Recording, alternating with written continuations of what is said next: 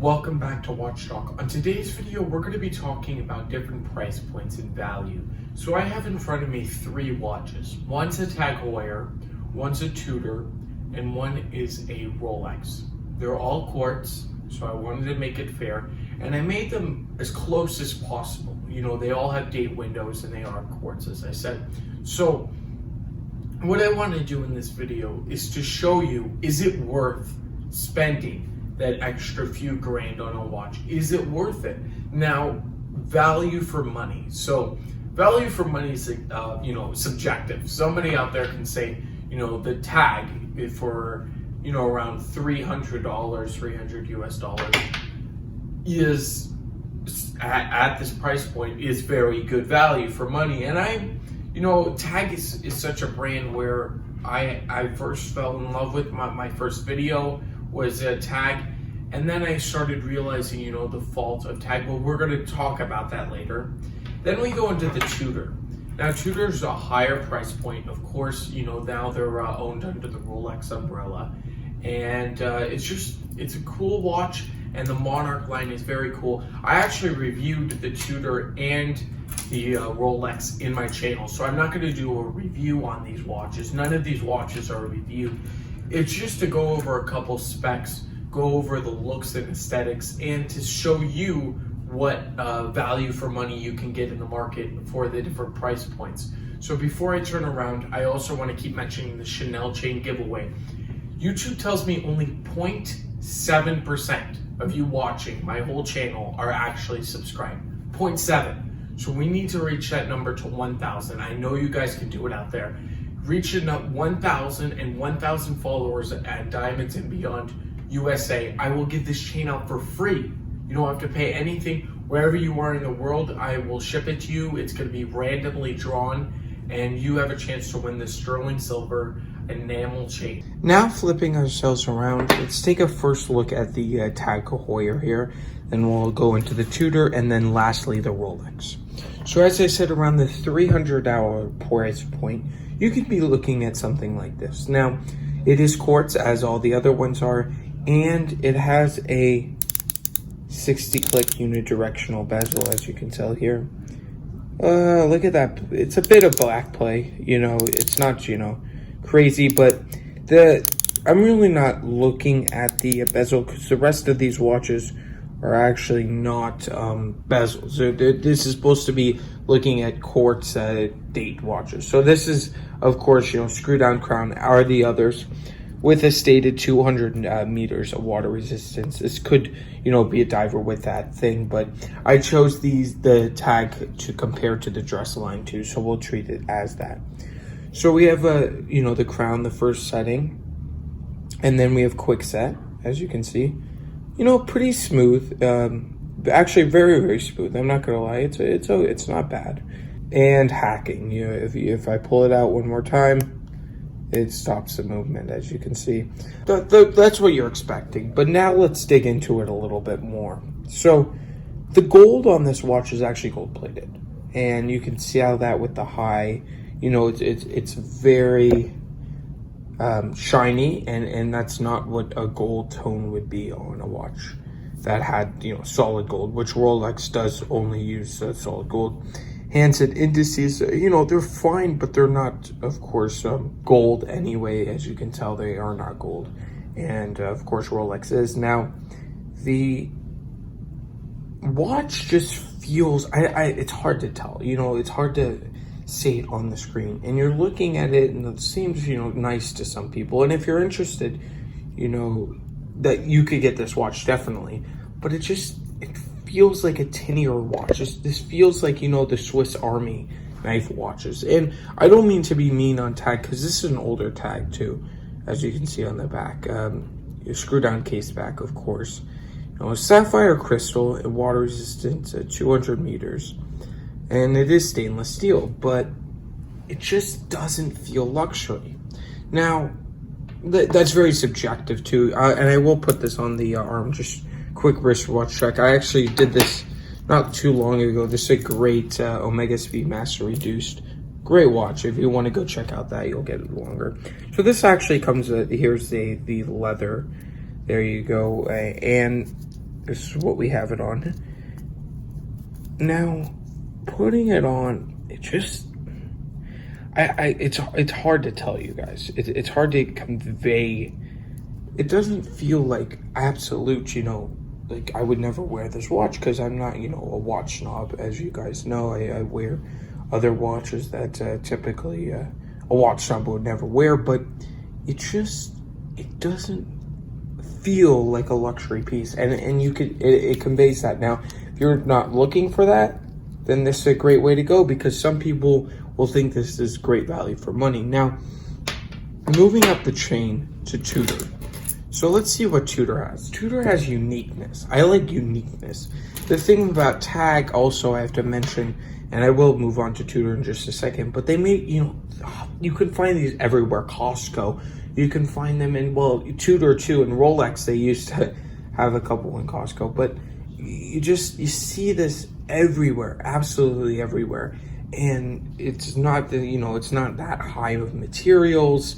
There's nothing truly iconic. Now with the Tudor, you're getting a little bit of exclusivity, right? This is not a limited edition in any sense of the word, but it ran from 1990 to 99. So it ran for 9 years, and now it's out of production, right?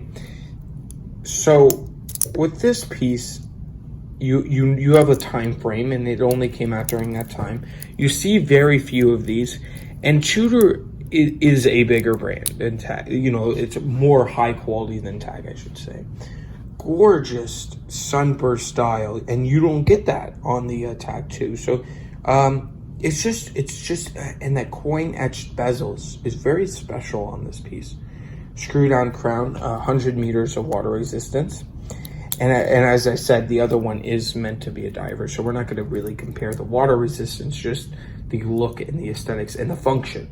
So this is an ETA movement. Also, some of the tags they're off the shelf too. So this is an ETA, and it's been modified. It's actually jeweled. It's really special inside, and I'll pop up a picture of it. It's a lot. It's just nice. It's just a nice thing to own. And this is something that, it's special. The Tudor, of course, Jubilee there.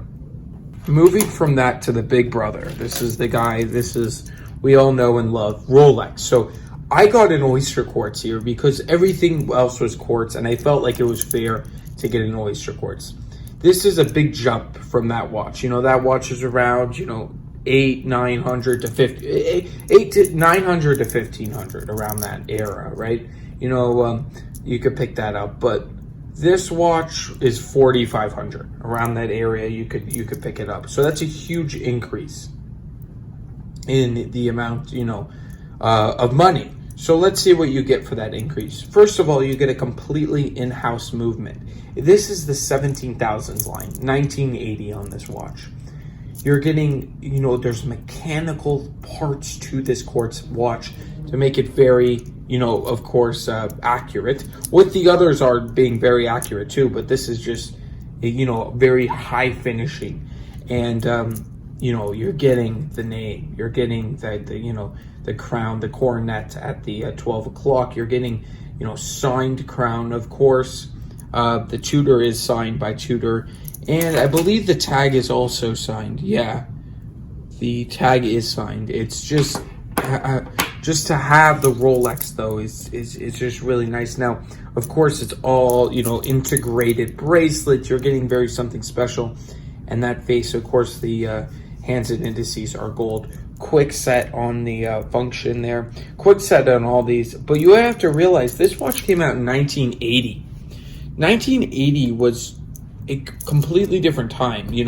All these that Tudor watch came out in the 90s, right? And the Tag, I believe, 90s, early 2000s. That's when that type of line came out. But this is 80. This is 1980.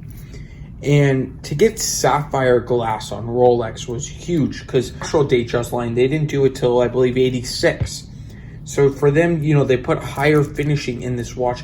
And the story, they only made about 25,000. That's it. So you're getting a huge exclusivity. You're getting a brand, but there's not that many made. 25,000 total quartz watches. including the Cellini line. That's not just, you know, this line. So it is a lot of exclusivity. You're getting a Rolex, and you're getting something that they don't make anymore. So Tudor also, you're not getting something they make.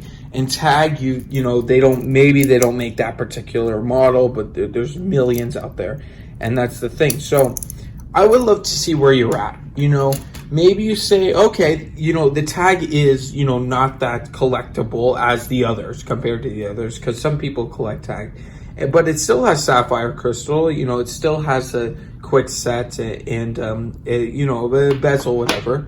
So you could say with the Tudor, you could say, I don't want to do the Tag just because, you know, it's mainstream, it's more, you know, not going to hold that value. But you could say, I want this because I don't want to spend $4,500 on a quartz watch, which this would be, you know, the better option, because you are getting Tudor, which is a huge name in the watch industry, and there's great history behind that. Or you could say it's the best just to buy the big guy here, the 36 Datejust Oysterquartz, because then with this has the highest potential out of all three of these to actually increase in value. I think because there's no more made, and people are not, you know, the quartz is the biggest thing holding this back, but to me it's the biggest thing appealing, you know, because when you see a Rolex and it's ticking, it just, you know, it looks fake. Most Rolexes that tick are, you know, they people don't realize that they're real, you know. So to just have that, it's a great conversation piece with that stunning blue dial, just absolutely amazing. Integrated bracelet, very Genta, you know, inspired, of course, with the Texan and everything with the story there. I would love to hear your opinion. What do you think is the best value out of all three of these? Because I'm curious where the mindset is at, because this seems the worst value, because you can get a quartz piece from, you know, Tag Heuer. You can get a quartz piece for $10, you know, and it won't, you know, from Casio or something, and it will tell, you know, the accurate time like all these. But it's something special about the Rolex, you know, because you're looking at these two, well, Tag, but you're looking at Tudor, and then you could say, well, really, this is the big guy. This is the guy, you know, that you would want. So it depends, though. If you like the Sunburst, you know, and it's smaller, it's 35. It's a lot smaller case than the Oyster and the integrated lugs. Maybe that is swaying your opinion, the actual case size. So I'd love to hear, you know, the case size. I would love to hear your opinion in the comments below. I want to thank you all for watching, and I will definitely catch you in the next one.